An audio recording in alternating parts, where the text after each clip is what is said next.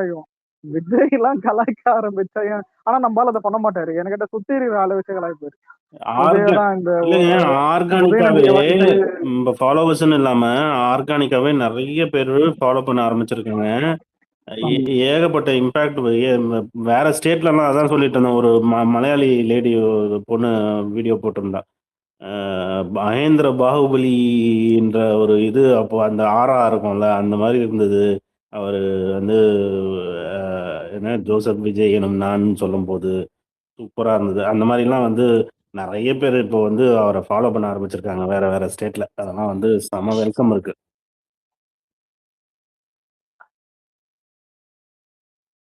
பேசுங்க ப்ரோ. சரி இல்லைங்க, 3 தலைவர்களுக்கு தான் இந்த நாட்டில் ஆர்கானிக்கா ஒரு இளைஞர் கூட்டம் வந்திருக்கு. ஒன்று அண்ணாதுரை, இன்னொன்று எம்ஜிஆர், 3வது வந்து விஜய். ஓகேங்களா? இந்த வரிசையில வந்து பாத்தீங்கன்னா இதுக்கு நடுவுல வந்த தலைவர்களுக்கெல்லாம் செயற்கைத்தனமாக இல்ல வந்து காசு கொடுத்தோ இல்ல வந்து ஒரு மாதிரி எல்லாருக்குமே அப்பட்டமா தெரியும் இவங்க வந்து மாரடிக்கிறது வந்து நேச்சுரல் கிடையாது. இது ஒரு மாதிரி அரசியலுக்கு கேவலமா முட்டு கொடுக்கு கும்பல். இங்க அரசியல் படாதவங்க சாமானியவர்களும் அரசியல் நன்றாக பேசாதவர்கள் கூட பின்னால வரக்கூடிய தலைவர்கள்னு பார்த்தா 3 பேர் மட்டும்தான் இருக்கிறாங்க. ஒன்னு அண்ணாதுரை, இன்னொன்னு எம்ஜிஆர், அதுக்கப்புறம் தலைவர் விஜய்.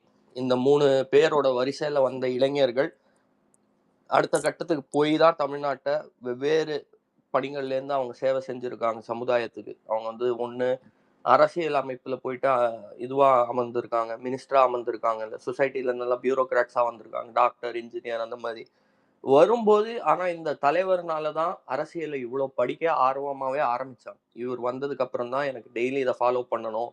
அது நாங்க இந்த வேவை நாங்க ஜனநாயகன் அப்பவே பார்த்தோங்க. நாங்க ஃபுல்லா டிசப்பாயிண்டடா இருந்தோம். அந்த படத்தை என்ன செஞ்சு வச்சாங்க, எப்படி அநியாயமா லீக் பண்ணாங்க.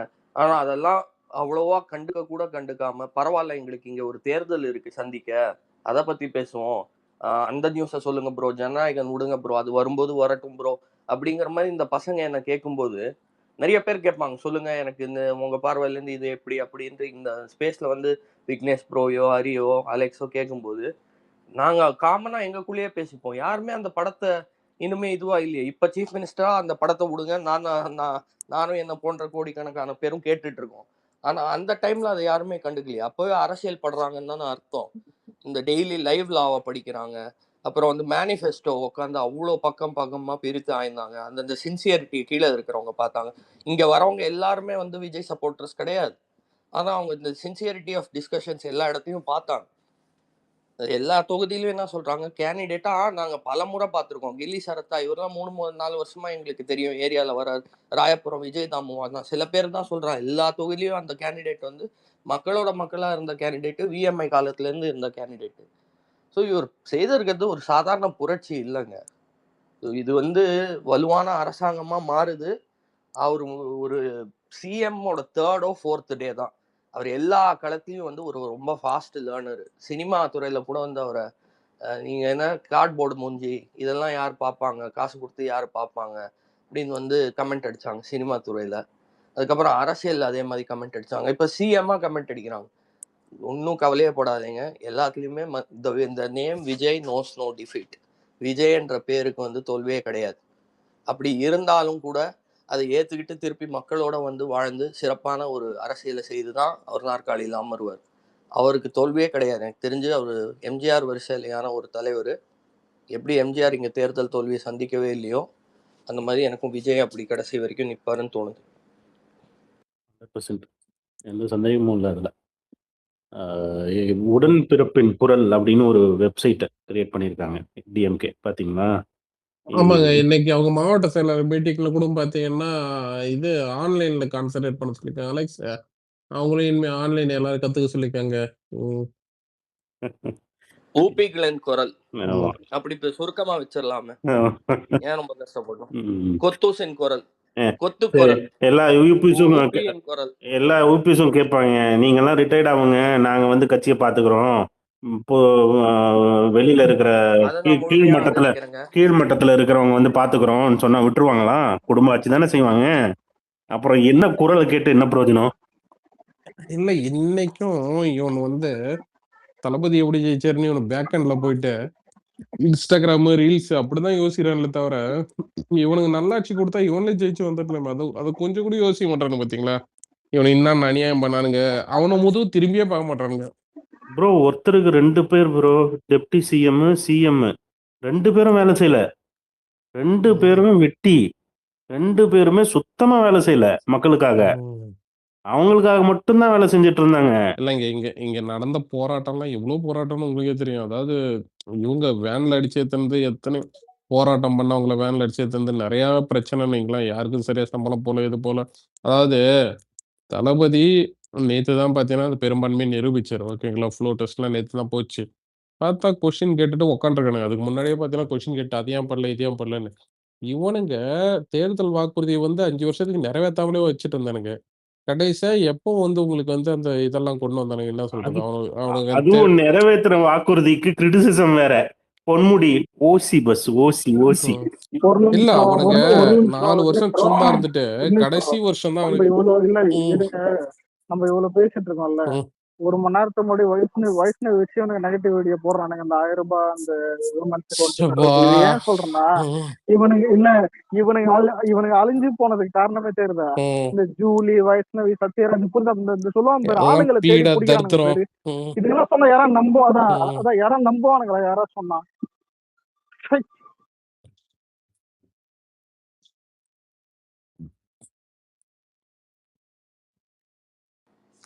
ப்ரோ இவங்க எல்லாமே ஃபர்ஸ்ட்ல இருந்து நான் சொல்லிட்டு இருந்தேன். விஜய் கிரிட்டிசிசம் பண்ணும்போது கூட என்ன அடிப்படையில கிரிட்டிசிசம் பண்றீங்க? அவர் வந்து கட்சியை தொடங்கி இருக்காரு, எம்பி எம்எல்ஏ எதுவுமே இல்ல, அவர் நாட்டுல இருக்கிற தவறுகள்லாம் சுட்டி காட்டி பிரச்சாரம் செய்து அரசியல் பண்றாரு. அதுல என்னையா தப்பு கண்டீங்க என்ன அப்படின்னா ஒண்ணு இந்த சித்த ப்ரோ, அன்னைக்கு அலெக்ஸ் என்கிட்ட ஒரு வார்த்தை ஒண்ணு சொன்னான் காலைல பேசுறீங்க போது. இவன் வந்து விஜயகாந்த் டீல் பண்ண மாதிரி விஜய் டீல் பண்ணலாம், புரியுதுங்களா? அதாவது எப்படின்னா அவர் மேல வந்து என்ன சொல்றது, ஒரு ஒரு ஃபன் பண்றதோ, ஒரு அவதூறு பேசோ, மேடையில தப்பா பேசுறது, இதெல்லாம் வச்சு அவரோட மரியாதையை சரிச்சு விட்டுலான்னு பார்த்தானுங்க. ஆக்சுவலா அது இங்க ஒர்க் ஆகல. என்னன்னா இங்க மக்கள்கிட்ட வந்து கோவத்தை தான் சம்பாரிச்சுட்டு இருக்கானுங்க. ஸோ அதான் நீங்க சொல்லிட்டு இது பண்ணிட்டு இருந்தோம். இவங்களுக்கு மேல ஒரு ஒரு தீராத ஒரு வெறுப்பு ஒண்ணு வந்து போச்சு. இவனை பண்ணது, அந்த மேடையில பண்ணது. அதெல்லாம் இதெல்லாம் கூட ஓகேங்க. எனக்கு ஒரு விஷயம் ஜீர்ணிக்க முடியல, செந்தில் பாலாஜி ஜெயிச்சது. எப்படிங்க ஜெயிச்சாங்க? சதீஷ் பிரதர், நான் வந்து திமுக காரங்க கீழே நிறைய பேர் கேட்டுட்டு இருப்பாங்க. அவங்க கிட்டே நான் போய் நார்மலா அவங்க ஸ்பேசஸ்லயும் பேசுறோம். இப்ப அவங்க கிட்ட என்ன தெரியுமா சொல்றேன்? உங்க கட்சியிலேயே நீங்க வந்து ஒரு இளைஞர்களின் புரட்சி பண்ணி சில வெந்தும் வேகாதது, சில பழைய ஃபேஸ், சிலதெல்லாம் போகியில எரிச்சு விட்டீங்கன்னு வைங்க, வெளியில இருந்து பாத்துற நாங்க இளைஞர்கள் உங்களை ஆதரிப்போம். ஏன் உங்க கட்சியிலேயே நீங்க வந்து ஒரு இளம் புரட்சியை செய்யுங்க. அதான் உங்க உதயநிதி ஸ்டாலின் ஐயா வந்து இதாயிட்டார்ல. டூ லேட் நீங்க ப்ரோ, அந்த அதெல்லாம் டூ லேட். சில பழைய ஃபேஸ் எல்லாம் தூக்கி விடுங்க. போகி காலம் அப்ப இது பழசெல்லாம் எரிச்சு விடுற காலம். ஓகே, உங்க கட்சியிலயும் நிறைய சாமான்லாம் பழைய நாட்களா வந்து அப்படியே ஒரு வேலையும் செய்யாம நோகாம நோன்பு கும்பிட்டுட்டு இருக்கிற ஒரு கூட்டம் இருக்குது. அதை அகற்றிட்டு ஒரு புது நான் கூட அரசியல் தான். நீங்க அவினாசி தொகுதியில நீங்க ரொம்ப சாதாரண வர்க்கத்துல இருந்து கோகிலாமணின்னு ஒரு டாக்டரை கொண்டு வந்தீங்க, திமுக காரங்க. அங்க நாங்க ஓகே சப்போர்ட், அட்லீஸ்ட் உங்க கட்சியை சப்போர்ட் இல்லைன்னா நீங்க அங்க ஒரு புது ஃபேஸ், இதுக்கு முன்னால பார்க்காத ஃபேஸ், அந்த அம்மாவை கூட 2 பதிவு போட்டு பரவாயில்ல இந்த மாதிரி திமுக செஞ்சா வெளியில இருந்து ஆதரிக்கலாம். ஆனா உங்க கட்சியே ஒரு 4-5 குடும்பத்தோட கண்ட்ரோல்ல இருக்கு, பிரதானமா ஒரு குடும்பத்தோட கண்ட்ரோல்ல இருக்கு. அதை தாண்டி எத்தனையோ குடும்பத்துல கிளையில இங்க அங்கெல்லாம் கண்ட்ரோல்ல இருக்குல்ல. அதை புரட்சி செய்து புது முகங்களை கொண்டு வாங்கயா. தளபதி விஜய்ங்க ஏன் இத்தனை பேர் ஆதரவுனா, இங்கெல்லாம் பெரிய பின்புலம் இல்ல அரசியல்ல. எங்க அப்பா எல்லாம் பெரிய அரசியல்ல பாட்டனும் முப்பாட்டனும் அரசியல ஒன்றும் பெருசா பண்ணல. நாங்கெல்லாம் புதுசா வந்தவங்க தான். ஆனா உங்க கட்சியில நீங்க அந்த மாதிரி வந்துட முடியுமா? ஒரு வார்டு கவுன்சிலர் கூட ஆயிட முடியுமா? இல்ல. அந்த புரட்சியை முதல்ல உங்க உள்கட்சியிலேயே செய்யுங்க.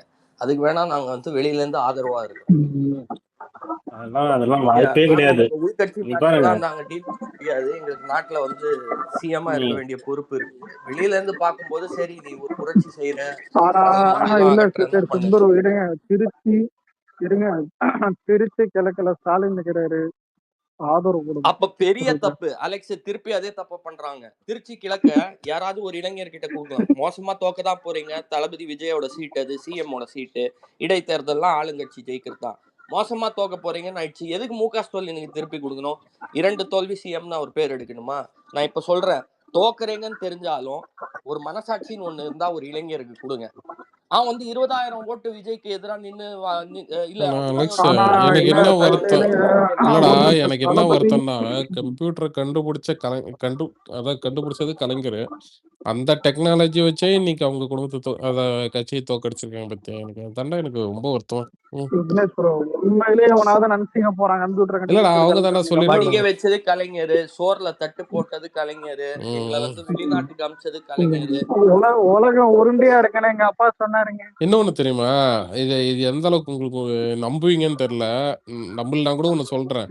இந்த மானிட்டர் வந்து பார்த்தீங்கன்னா, மானிட்டர்னா இது ஓகேவா? இந்த கம்ப்யூட்டர்ல இது மானிட்டர் ஓகேவா? அது வந்து முன்னாடிலாம் டிவி மாரி வரும். அத வந்து அந்த எல்இடி, எல்சிடி அந்த இது டிஸ்ப்ளே கொண்டு வந்தது கலைஞர் தான் அது வந்து. ம். அவர் தான் கண்டுபிடிச்சாரு. ம். எத்தன பேருக்கு இங்க தெரியும்னு தெரியல. கேக்குதா?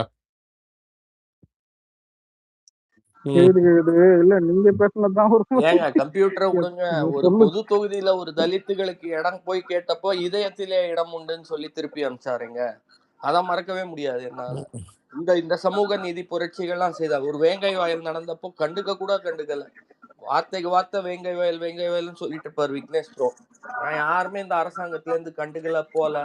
இதெல்லாம் தாங்க பெரும் காரணங்கள். ஏதோ தற்கொலை இப்ப கூட தோல்வியில கூட உங்களுக்கு பரிசீலனை செய்யும் போது ஒரு ஆணவம் தெரியுது பாத்தீங்களா? இந்த இளைஞர்கள்லாம் தற்கூறிங்க, தெரியாம நீ கடைசி வரைக்கும் நான் அந்த இந்தியன் படம் மாதிரி நீ திருந்தவே மாட்டையா, நீ திருந்தவே மாட்ட. நீ இதெல்லாம் உன் கண்ணுக்கு தெரியல, இத்தனை பேர் இங்க இருக்குது உன் கண்ணுக்கு தெரியவே இல்லை. நீ கடைசி வரைக்கும் உன் 20% அரசியலை செஞ்சுக்கிட்டே இரு. இவங்க பேசும்போது என்ன காண்டாகும்னா 20% இவங்கதான் பெரும் அறிவாளி கூட்டம், நாங்கெல்லாம் வந்து சும்மா தத்தி, எங்களுக்கு ஒண்ணுமே தெரியாது. இந்த மாதிரி பண்ணிட்டு இருக்கிறதுனால தான் நீ கூப்பில போய் உக்காந்த. அந்த ஆணவத்தை முதல்ல தீர்த்து இவங்க எங்க எப்பயுமே பிரச்சனை. இல்ல அவங்க எப்பயுமே கூப்பில தான் இருக்காங்க. எப்பயாச்சும் தான் அவங்க ஜெயிச்சு வருவாங்க. அதுவும் சிங்கி அடிச்சு வருவாங்க. வெற்றிடத்துல மட்டும்தான். ஆனா இங்க வெற்றி தலைவரே விஜய்னு இருக்கும்போது ஒரு வெற்றிடம் உண்டாவாதுங்க. போன தேர்தல்ல கலைஞர் இவரும் இல்ல, அம்மையார் ஜெயலலிதாவும் இல்ல, அந்த வெற்றிடத்துல எப்படியோ வந்துட்டேங்க. எடப்பாடி பழனிசாமின்னு சகாப்தத்துல வரலாறுல ஒரு சின்ன சகாப்தம் கூட இல்ல, ஒரு சிறிய ஆள் அவன். அவனை வீழ்த்திட்டு இங்க வந்துட்டேங்க. இங்க வந்து ஒரு அடுத்த 30 வருஷத்துக்கு இவரு தான், அடுத்த 40 வருஷத்துக்கு இவர் தான், வாழ்நாளைக்கு இவரோட வாழ்நாள்ல இவர் தான் சிஎம்னு நான் சொல்றேன். அதே எம்ஜிஆருக்கு இருந்த அதே மாசு அதை விட பல மடங்கு கூடிக்கிட்டே தான் போகுது இவருக்கு. எப்படி இவரை வீழ்த்துவீங்க? இவர் பின்னால நாங்க இருக்கோமே, எங்களை மாதிரி ஒரு பெரிய கூட்டம் இருக்குது, அதுக்கும் இதுவா எங்களுக்கெல்லாம் அவர் இருக்காரு, என்ன பண்ணுவீங்க? அதுக்குதான் அழுவுறாங்க அசம்பிளில. ஒண்ணு தெரியுதா, அவங்க வார்த்தைக்கு வார்த்தை எங்க கூட்டணியிலேருந்து, எங்க தயவுல, எங்க ஆதரவுல தான் அவங்க ஆட்சி. 140 இருக்கும்போது உங்களோட ஆதரவுல எல்லாம் இல்லை. எங்களுக்கு கைவசமா நிறைய நண்பர்கள் அவையில இருக்காங்க. நீங்க எங்களுக்கு கை கொடுக்கலனாலும் நாங்க வெளியில இருந்து ஆதரவு பெற்றிருப்போம். எங்களுக்கு ஆட்சி அமைக்க தெரியும். 108 ஜெயிச்சுட்டு, மங்களகரமா 108 ஜெயிச்சுட்டு இங்க வருங்கும்போது நீங்க வந்து ஒரு 10 கொடுத்ததுனால தான் இங்க ஆட்சி அமைக்கணும்னா இது எப்படின்னா, அது ஒரு ஜோக்கு சொல்லுவாங்களே, அந்த சீப்பை மறைச்சு வச்சு கல்யாணம் நின்று போச்சுங்கிற கதையா. இந்த 10 சீட்டு கொடுக்காதனால தான் இங்க அந்த ஆட்சி வந்து நடக்கலையா? எங்ககிட்ட 140 இருக்குதுயா. சிவி சண்முகம் பேரவை எங்களுக்கு வந்து எஸ்பி வல்லுமணி பேரவையும் வெளியில இருந்து ஆதரவு இல்லை, வெளிநடப்பு செய்துட்டு போயிடுவாங்க. இந்த மாதிரி நாங்க ஆட்சி செய்யறோம். We are the single largest party. உங்க தாத்தா இருந்தார்ல, உங்க தாத்தா 98 சீட்டை ஜெயிச்சுட்டு சிஎம்மா உட்கார்ந்தாரு. நாங்க அதை விட 10 லீடிங்ல இருக்கோம். அதுவும் உங்களோட கூட்டணி கட்சிகளோட ஆதரவு இல்லை. நீங்க அமைச்சரவையில கூட இடம் கொடுக்கல. அதுக்கு பேர் என்னது? பேராசத்தனம், சுயநலவாதம். பாமகக்கு அமைச்சரவையில கொடுத்தீங்களா? வன்னியர்களுக்கு உள் ஒதுக்கீடு கொண்டு வந்தீங்களா அவ்வளோ ஆதரவு இருந்தப்ப? இந்த கேள்வியெல்லாம் இருக்கு விக்னேஷ் ப்ரோ. இவங்க வச்சு செய்யலாம். ஆட்சி நம்மளுது, கவலையே படாதீங்க. ஆட்சியெல்லாம் கௌராதீங்க. அந்த பசங்கள்லாம் ஒரு வாரத்துல அந்த பதட்டத்துல வேற இருந்தாங்க. ஆட்சியெல்லாம் இங்க கௌராது. ஓகே, 2029 வரைக்கும் இல்ல நம்ம இல்ல காலம் தான். ஆட்சி கவுந்தாலும் அடுத்தது நாம தான். நம்ம தான் ப்ரோ. இன்னொரு எலெக்ஷனை ஃபேஸ் பண்றதுக்கெல்லாம் தைரியம் கிடையாது உங்களுக்கு. இன்னொரு எலெக்ஷன் ஃபேஸ் பண்றதுக்கெல்லாம் யாருக்குமே இப்போ இங்க ஏடிஎம்கேக்கும் சரி டிஎம்கேக்கும் சரி பிஜேபிக்கு கூட தைரியம் கிடையாது. இருக்கிற ஒரு சீட்டு கூட போயிடும் பிஜேபிக்கு சொல்ல போனா. அதெல்லாம் யாருக்குமே தைரியம் கிடையாது. திருச்சி கிழக்குல நிக்கிறாராமே ஆனா இல்லைங்க, ஒண்ணு இல்ல, ரீஎலெக்ஷன் வச்சா அந்த 85% கூட வந்துட்டு அதுக்கப்புறம் இந்த 4 புள்ளியே தான் இந்த 8 கோடி கிட்ட இந்த ஓட்டுலாம் வராது, அதெல்லாம் உண்மைதான். ஆனா வர்ற ஓட்டுல சத்தியமா அதிக சீட்டு டிவிக்கு இதை விட அதிகமா ஜெயிக்க மெஜாரிட்டி. அந்த 108லாம் இல்லை என்ன கேட்டா, இந்த வாட்டி ரொம்ப அதிகமா ஜெயிச்சிருவாங்க, அது அவங்களே தெரியும். அதனாலதான் ரீஎலெக்ஷன் ரீசனும் இல்லை, இல்லைன்னா நம்மளை போட்டு தரத்தர பண்ணிருப்பானுங்க நேற்று.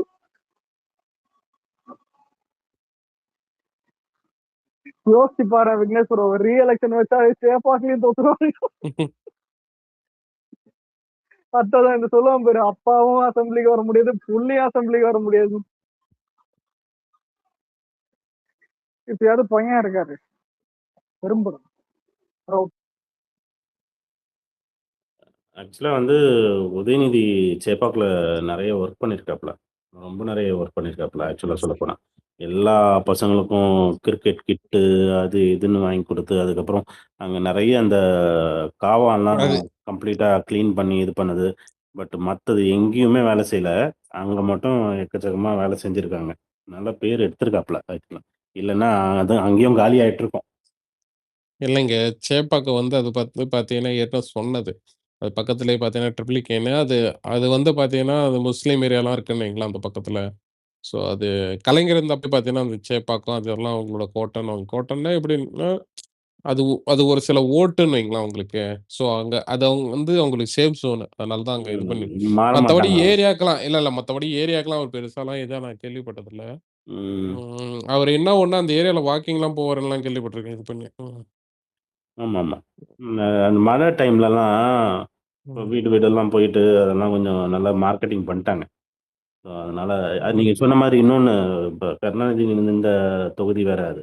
அதனால அவ்வளோ சீக்கிரம் அத பிடிக்கிறது கஷ்டம். பட் எதுவுமே பாசிபிலிட்டி இல்லன்னு இல்ல. பொறிக்கிறது கஷ்டம்னு கிடையாதுங்க. அங்கேயே பார்த்தீங்கன்னா, பெருசா ஒண்ணும் இது கிடையாது. அதான் சொல்றேனே, இத்தன தொகுதி ஜெயிச்சவங்களுக்கு அது ஜெயிக்கிறதுக்கு எவ்வளோ இதாகும்? ம். ஒண்ணும் இல்ல ஃபர்ஸ்ட் எலக்ஷனு மக்களுக்கே பார்த்தீங்கன்னா, மத்தவங்க ஓட்டு போட்டுருப்பாங்களான்ற அந்த நம்பிக்கை இல்லன்னு வைங்களேன். எல்லாருக்கும் அது தெரிஞ்சிருந்துச்சுன்னு வைங்களேன். அ எல்லாருமே டிவிக்கு தான் ஓட்டு போடுறாங்கன்னு சொல்லி. என் என் வேற மாரி கான்ஸ்டுவன்சி ஜெயிச்சு என் கான்ஸ்டுவன்சி ம். மயிலாப்பூர்லாம் நான் கொஞ்சமும் எதிர்பார்க்கல. ஹானஸ்ட்டா சொல்றேன் நான். மயிலாப்பூர்லாம் வந்து ரொம்ப கஷ்டம் தான் நினைச்சேன் நானு.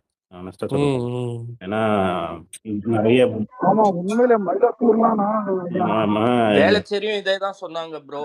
ஆனா நான் இல்ல வேளச்சேரிக்கு என்ன சொல்லிட்டு இருந்தேன், அது ஆனா வேளச்சேரி ஏன் ப்ரோ தொகுதி? இல்ல இல்லங்க, ஒரு நிமிஷம் இல்ல. ஹார்பர்ல நம்ம ஜெயிப்போம், சாரி, ஹார்பர்ல நம்ம ஜெயிக்க வாய்ப்பு இல்ல, கொளத்தூர்ல வந்து அவங்க ஜெயிப்பாங்கன்ற மாதிரி பேசிட்டு இருந்தா. ஆனா இதான் 2 தொகுதியில கொஞ்சம் வித்தியாசமா இருக்கு. கொளத்தூர் தோத்துட்டாங்க. ஹார்பர் ஆனா எட்ஜ் ஆஃப் டிஸ்டன்ஸ் ஜெயிக்க வாய்ப்பு ம். இருந்தது. ஆனா டவுட் தான். அது ஓகே, அது சேர் பாபு ஏதோ அவன் வன்முறை பண்ணி காசு கொடுத்து அவன் ஜெயிச்சு. பூத் கேப்சரிங் பண்ணி கடைசி சினோரா அசோக் ஆனா கேண்டிடேட் விக்னேஷ் எனக்கு வச்சு என்னன்னா, அவ்வளோ இல்லதான் அவ்வளோ ஃபைட் கேட் இது பண்ணி, ஆனா காசு அப்பயும் கொடுத்தாப்புல. அது எல்லாருக்கும் அலெக்ஸ் தெரியும், சேர் பாபு கொடுத்தது இங்க எல்லாருக்கும் வேளச்சேரிக்கு ஏன் தெரியும். கேட்டேன்னா, முதல்லயே ஃபர்ஸ்ட் எனக்கு வந்து நான் வேளச்சேரி தான். ஸோ என் ஏரியா, என் பசங்க, என் ஃப்ரெண்ட்ஸ் இவங்களுக்குலாம் பேசும்போது இல்ல இல்லாம இங்க கண்டிப்பா வந்து விஜய் தான், இங்க வந்து சிஎம் அவர் தான், தளபதி அவர் தான். ஸோ இங்க இந்த தொகுதியில மட்டும் இவ்வளவு ஸ்ட்ராங்கு. ஏன்னா நான் என் தொகுதி ஆட்கள் ஃப்ரெண்ட்ஸ் அவங்க கிட்ட மட்டும் போன்ல அப்படி பேசிக்கிட்டு இருந்தப்போ அந்த மாதிரி சொன்னாங்க. ஆனா அப்புறம் தான் பேச பேச தெரியுது இது சென்னை முழுக்கவே ஒரு பயங்கர வேவ்னு. இது வேளச்சேரி மட்டும் இல்ல, இது வந்து ஃபுல்லா பரவி பரவி பரவி நானும் வந்து டிசம்பர் நவம்பர் டைம்ல சரி வேளச்சேரி மட்டும் நமக்கு ஸ்ட்ராங்கு, ஈசிஆர் சரவணன் இருக்காரு அந்த மாதிரி நான் அப்ப நினைச்சிட்டு இருந்தேன். இல்ல ஆனா இந்த மனுஷனுக்கு இருக்கிற தாக்கம் வேற லெவலுங்க. வேளச்சேரி ஒரு பெரிய கான்ஸ்டுவன்சி, நிறைய பாப்புலேஷன் இருக்கிற அர்பன் கான்ஸ்டுவன்சில ஒன்று. நிறைய ஐடி எம்ப்ளாயீஸ் வசிக்கிற ஒரு கான்ஸ்டுவன்சி வேற. ஏகப்பட்ட ஐடி எம்ப்ளாயீஸ். அதனால பாசிபிலிட்டி எனக்கெல்லாம் உருவாச்சு. அவ்வளோ கடுப்புங்க சதீஷ் பிரதர். நான் ம் வந்து சென்னை தான், வேளச்சேரியில எப்போ பார்த்தாலும் இவங்க வந்து மழைக்கு ப்ராமிசஸ் கொடுப்பாங்க. ம் ம் ஓகே, ம். ஆனா மழை வந்தா முதல்ல முழுகிறது எங்க கான்ஸ்டிடியூன்சி தான். ஆமாம்மா. எங்க நீச்சல் அடிக்க விட்டாருன்னு ஒரு அம்மா பேசுனாங்கல்ல, அவங்க எங்க என் ஃப்ரெண்ட் கான்ஸ்டிடியூன்சி இல்லைங்க, தான். இல்ல கூட படிச்ச ஃப்ரெண்டு வேலைச்சேரி தான். அதாவது அவன் வீடு வந்துட்டு இந்த கொஞ்சம் மேல இருக்கிற ஃப்ளோர்ல இருக்கும். இவன் கீழே வந்துட்டு அன்னைக்கு ஒரு நாள் வீடியோ எடுத்து அனுப்புறான், ஒரு ஃப்ளோர் கிட்ட அளவு தண்ணி. சொன்னா நம்ப மாட்டீங்க, சுனாமி வந்து எனக்கு தெரிஞ்சு சுனாமியில கூட ஒரு ஃப்ளோர் அளவு தண்ணி நிறைய இடத்துல வரல, கரெக்டா வந்திருக்கலாம், நிறைய இடத்துல வரல. வேலைச்சேரில நீங்க அந்த வீடியோ எடுத்துலாம் ஒரு ஃப்ளோர் கிட்ட அளவுக்கு தான், இந்த 10 அடி மேல தண்ணி நிக்குது. 10 அடி நிக்குது, கன்ஃபார்ம் 10 அடி கிட்ட. அந்த கான்ஸ்டுவன்சி பேர் அதான் சொல்றேன் ஆனா வேலச்சி. இல்லைங்க உங்களுக்கு இல்ல ப்ரோ, உங்களுக்கு இல்ல அந்த இடத்துல உங்களுக்கு அந்த அந்த அந்த நிலத்தெல்லாம் பட்டா போட்டு கொடுத்தது யாரு? கவர்மெண்ட் தான்.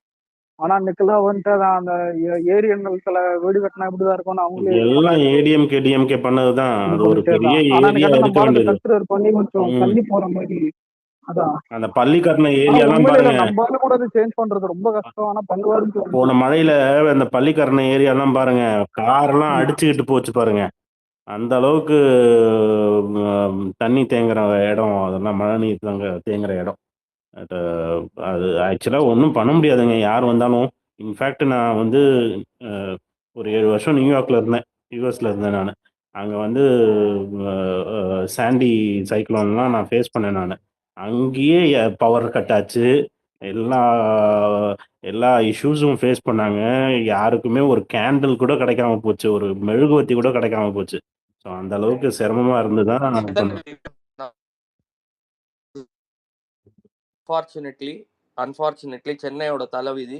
இன்னும் மேயர் பிரியா தான் மேயரா இருக்காங்க.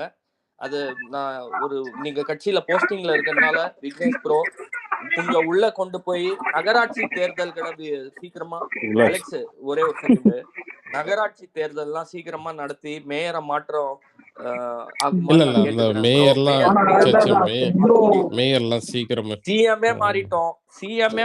என்னங்க இல்ல இல்ல நீங்க? அதெல்லாம் கண்டுக்காதீங்க. அதெல்லாம் நம்ம பேசணும். இல்ல இல்லங்க பேசணும். ஆனா இல்ல ஒண்ணே ஒண்ணுங்க, எனக்கு தெரிஞ்சு ஒரு அந்த நிமிஷம் அம்மா விக்னேஷ் வந்து ப்ரோ, இல்ல செப்ரோ வந்துட்டு மேயரால இது பாதிக்கப்பட்டிருக்கும். இல்ல ஒரு 6 months ஆகும் ப்ரோ உள்ளாட்சி தேர்தலுக்குலாம். ஆமா கொசு வழங்கு 6 months. திட்டம்னு சொன்னாங்கல்ல, கொசு வழங்கு அலட்சியம், ஆணவம். எனக்கு அது பிடிக்கல. அந்த அம்மா வந்து மேடையில பரிசு வழங்குறாங்க. பரிசு யாருக்கு வழங்குறாங்களோ அவங்க மூஞ்சிய கூட பார்க்காம போன்ல பேசிட்டு இருக்காங்க. அவ்வளோ ஆணவம், அவ்வளோ அலட்சியம். கொசு வழங்கும் திட்டம் நிர்வாக திறமை ஜீரோ.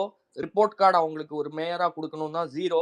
எங்களோட ஆட்சி இங்க அமர்ந்துருச்சு. 108 சீட் எம்எல்ஏக்களோட தாவேக்கா இங்க வந்து சிஎம்ஏ வந்து நாட்டை ஆண்டுட்டு இருக்கு. ஒரு சென்னை மேயருக்கு நகராட்சி தேர்தலை சீக்கிரமா நடத்துங்க. அங்கேயும் வந்து ஏன்னா தூய்மை பணியாளர்களை இவங்க கையாண்ட விதம், ஒவ்வொரு நகராட்சிக்கு ஓட்டு போடுறவன் திருப்பி அதை வந்து ஞாபகம் வச்சுப்பான். நாட்டை நான் தேர்தலாவே கொண்டு போகணும்னு ஆசை இல்லை. ஆனா நாங்க வந்து அந்த நகராட்சி தேர்தலையும் வென்றா எங்களுக்கு வந்து அங்க இருக்கிற திமுக காரங்க எங்களுக்கு பிரச்சனை கொடுக்காம இருப்பாங்க. நாங்க நிர்வாகம் இன்னும் வந்து வலுவா நடத்தலாம். அவ்வளவுதாங்க ஒரு கோரிக்கையா நடத்துறேன். ஏன்னா நீங்க திருப்பி அந்த அம்மாவோட மூஞ்சிய பாப்பேங்க அடுத்த ஒரு 3 மாசம் 4 மாசம் 5 மாசம். மினிமம் 6 months ஆயிடும் bro local body election organise பண்ணணும்னாலே, இப்போ பிளான் பண்ணாலே அது அவ்வளோ ஈஸி கிடையாது.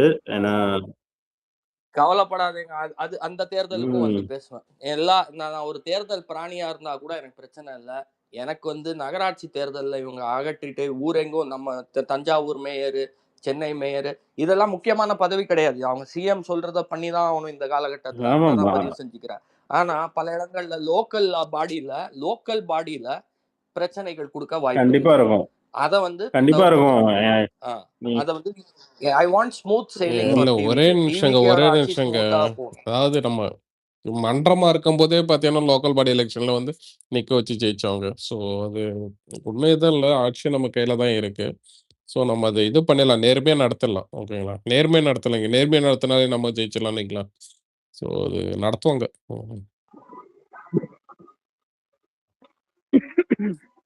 என்ன அலெக்ஸ் மைக்கு சரியாயிடுச்சா? இல்லடா இவ்வளவு நேரம் மைக் கிச் கிச் கிச் கிச். ஓகே கைஸ், நான் தூங்க போறேன். Good night. Okay bye.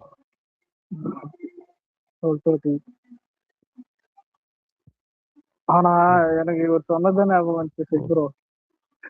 இவனுங்க இந்த கார்த்திகை ராமாயணங்க எல்லாம் இன்னும் கொஞ்ச நாள் போனா விஜய் அடிக்க ஆரம்பிச்சுவானுங்க. அப்போ நம்ம ஆளுங்க வந்துட்டு என்ன பண்ணுவானுங்க உங்களுக்கே தெரியும். சொல்லலாம். ஆனா அவன் தெளிவா தான் இருக்கானு கேட்டாதான் அதான். அதுக்கடுத்து இப்போ பிஜேபி திரும்ப, ஆனா அவன் விசுவாசம் பிஜேபி கூட இருக்குடா. ஆனா எவ்வளவு அதான்டா சொல்றேன் நான்.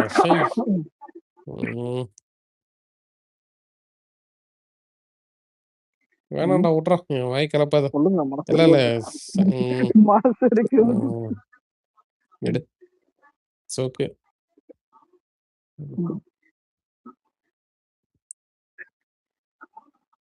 இங்க ஹரி ப்ளூ டிக்லாம் வச்சிருந்தாரு, ஆளை காணோம். நாளைக்கு கருப்பு ரிலீஸ் ஆகுற எனக்கு மாதிரி ப்ளூடிக் போயிடுச்சு இருக்குன்னு நினைக்கிறேன். அலெக்ஸ். இல்ல கருப்பு ரிலீஸ் ஆனா சூர்யா ஃபேன்ஸ் எல்லாருக்கும் நல்ல விஷயம். படம் பிளாக் இருக்கும். சொல்லுங்க. இல்லடா ப்ளூடிக் போயிடுச்சு எனக்கு. ஏன் ரொம்ப தெரியுமா? சந்தோஷம். நேம் சேஞ்ச் பண்ணேன். ஓட் ஃபார் எஸ்எல் இருந்துச்சுல்ல, அதான் விசில ஜெயிச்சிருச்சு. இதுக்கப்புறம் இன்னும் ஓட் ஃபார் எஸ்எல், ஆமா அதான் டிவிகே ஃபார் டிஎன்னு மாத்திட்டேன். இது பரவாயில்ல. இல்ல இல்ல இல்ல இல்ல ப்ரோ, நிறைய கேட்டர்ஸ் இருப்பானுங்கல்ல, நோ ஓட் ஃபார் டிவிகேன்னு இன்னும் வச்சுன்னு இருக்கானுங்க. சத்தியமா நீங்க போய் ரிசர்ச் பண்ணி பாருங்க. No vote for no TV. Vote for டேய், டிவிகேன்னு இன்னும் வச்சுன்னு இருக்கானுங்க. எலெக்ஷன் முடிஞ்ச ரிசல்ட் மாற்றியே இல்ல இல்ல, எலெக்ஷன் முடிஞ்சு ரிசல்ட் வந்து ஆட்சியிலே உட்காந்துச்சு. இன்னும் நோ ஓட் ஃபார் தான் டிவிகேன்றாங்க. ஒருவேளை எனக்கு அடுத்த எலெக்ஷனுக்கு நம்ம வெயிட் இவனை தான்டா பண்றாங்க. பார்க்கணும்னு ரொம்ப நாளா ஆசை. அவன் பேர் என்னது? நம்ம ஈஸ்வர். அவன் ஜெய் சென்னைக்கு வந்து வாழ்த்துக்கள் சொல்லிட்டு போனான். ஏடிஎம்கே நாசமா போனதுல இருந்து டிப்ரெஷன்ல இருக்கான் ப்ரோ. ஏடிஎம்கே நாசமா போனது. இல்ல எனக்கு என்ன தெரியுமா, அவன் வந்து எடப்பாடி உயிர், எடப்பாடி ரத்தம், அந்த மாதிரி இருக்க பையன்.